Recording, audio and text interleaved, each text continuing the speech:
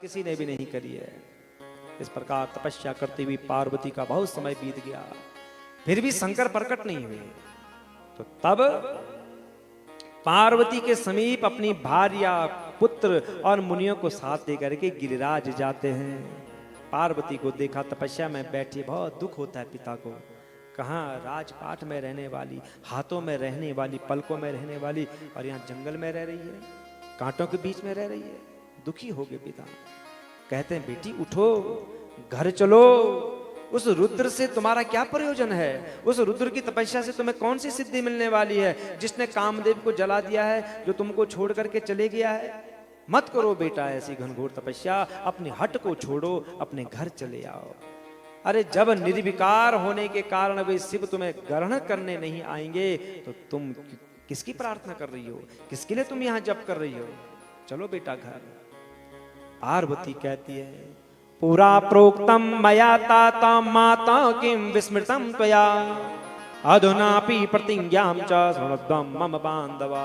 हे मां, हे पिता, जिन्होंने क्रोध से कामदेव को जला दिया वे महादेव निश्चय ही विरक्त हैं, किंतु उन भक्तवत्सल शंकर को मैं अपनी तपस्या से संतुष्ट करूंगी।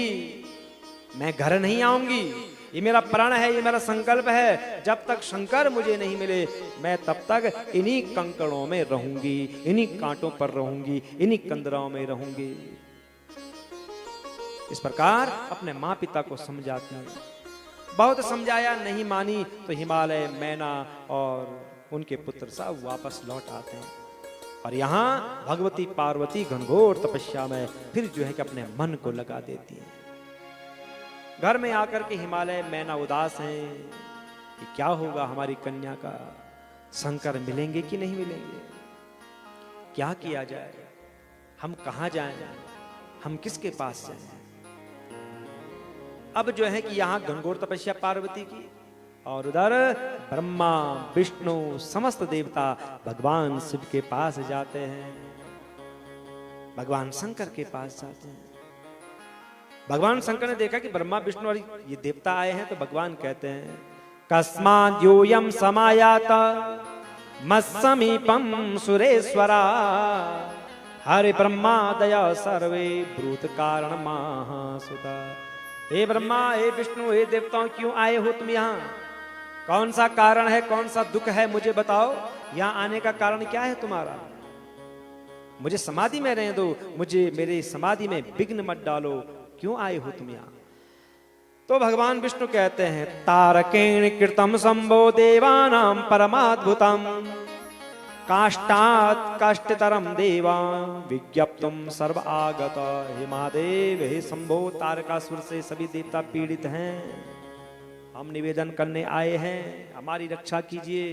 पूरे विश्व में अशांति फैल गई है तारकासुर के आने से, और उस तारकासुर का वध आपके औरस पुत्र से ही होगा। उसको मारने में न ब्रह्मा जी समर्थ हैं, न मैं विष्णु समर्थ हूं, आप भी नहीं मार पाओगे, आपके ही पुत्र के द्वारा उसका वध होगा। इसलिए हम आपसे प्रार्थना करते हैं तस्मात् त्वया गिरिजा देव शंभो गृहीतव्या पाणिना दक्षिणेन पाणिग्रहेणेव महानुभावा दत्तां गिरीन्द्रेण च तां कुरुष्व। इसलिए शंभो, आपको स्वयं गिरिजा का दाहिने हाथ से पाणी ग्रहण करना चाहिए, आपको हिमवान की पुत्री से विवाह करना चाहिए। आपका विवाह होगा, संतान होगी, तारकासुर का वध होगा, तब पूरे विश्व में शांति हो जाएगी। आप उन्हें स्वीकार कीजिए। भगवान शिव कहते हैं यदा मैं स्वीकृताम देवी गिरिजा सर्व सुंदरी तदा सर्वे सुरेंद्राश मुनयो ऋषयस्तदा। ये देवताओं सुनो, जब मैं सर्व सुंदरी गिरिजा देवी को स्वीकार करूंगा तो तभी सभी देवताओं को सुख मिलेगा। सभी देवता, मुनि तथा ऋषि सकाम हो जाएंगे, और मेरे पाणी ग्रहण करने से जो मृत कामदेव है उसको पुनः जीवन मिल जाएगा, अगर मैं विवाह करता हूं तो। हे हरे हे विधे देवा शृणुता दरतो खिला यथोचित महम वच्मि सविशेषम विवेकता। हे ब्रह्मा, हे विष्णु, हे देवताओं, सुनो, जो बात मैं कह रहा हूं उसे आदर पूर्वक सुनिए। विवाह करना मनुष्य के लिए उचित विधान नहीं है। सुनो, क्योंकि विवाह बेड़ियों की तरह है। जो विवाह करता है वो बेड़ियों की तरह बंध जाता है, बंधन में पड़ जाता है। जैसे मकड़े का जाल होता है, जाल बनाती बनाती मकड़ी और उसी में फंस करके मर जाती है, ऐसे ही ये विवाह सबको बांधने वाला है। यद्यपि मैं समस्त ज्ञान विशेष रूप से जानता हूं, फिर भी मैं आप लोगों की प्रार्थना को स्वीकार करता हूं, आप लोगों की प्रार्थना को सफल करूंगा। जब जब मेरे भक्तों पर कष्ट आया है, जब जब मेरे भक्तों पर विपत्ति आई है, तब मैंने उन विपत्तियों को दूर किया है। इस समय तारकासुर के द्वारा जो विपत्ति आप लोगों पर आन पड़ी है, मैं उसे जानता हूं और उस दुख को मैं दूर अवश्य करूंगा। यद्यपि मुझे विवाह से कोई इच्छा नहीं है, यद्यपि मैं विवाह नहीं करना चाहता हूं, पर मैं जन कल्याण के लिए, लोक हित के लिए, तुम सबके जो के सुख के लिए विवाह अवश्य करूंगा। ऐसा कहकर भगवान शंकर समाधिष्ठ हो गए। सारे देवता अपने अपने लोकों को चले जाते हैं। बोलो शंकर भगवान की जय। और इधर उसी समय भगवती पार्वती ने महाघोर तपस्या प्रारंभ कर दी। उस तपस्या से भगवान शंकर भी विस्मित हो जाते हैं कि कैसी तपस्या कर रही है। भगवान शंकर भी विस्मित हो गए। तो तब उन भगवान शंकर ने वशिष्ठ आदि सप्त ऋषियों को बुलाया और कहा कि देखो, देवी पार्वती तपस्या कर रही है और तुम वहां जाकर के देवी की परीक्षा लो। उसके मन में क्या है उसको जानने का प्रयत्न करो। तो सप्तऋषि भगवान की परिक्रमा करके, भगवान की स्तुति करके और सीधे जाते हैं कहां? जहां भगवती पार्वती तपस्या में बैठी हुई है। और वहां जाकर के भगवती पार्वती को देखा और कहते हैं बड़ी सुंदर, बड़ी प्रेम से जब देखा कि कितनी घनघोर तपस्या में बैठी हुई है।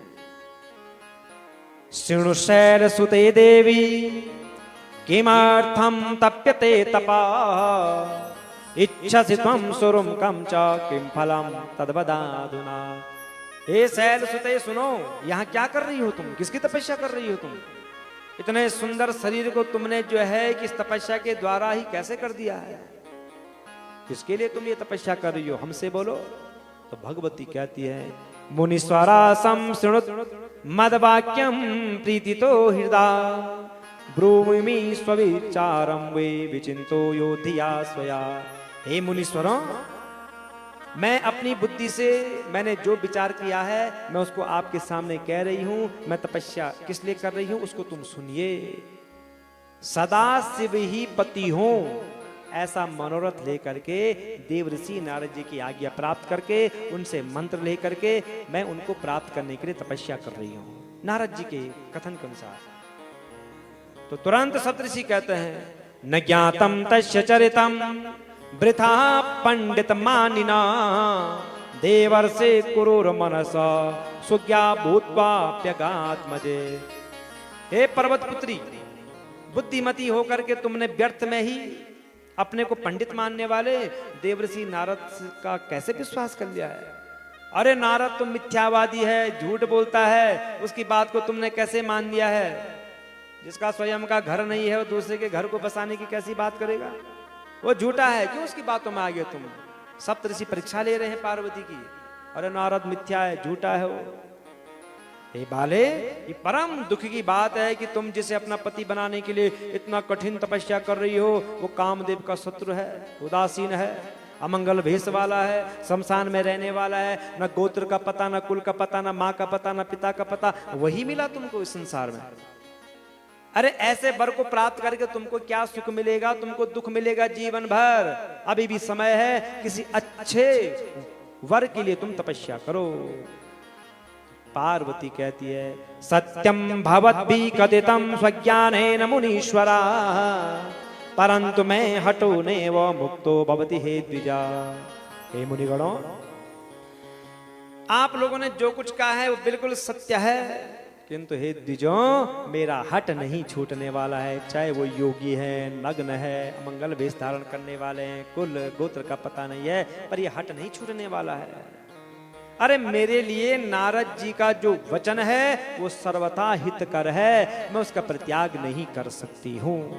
ऐसा कह करके विकार रहित भगवती पार्वती मौन हो गई और तपस्या में बैठ जाती है।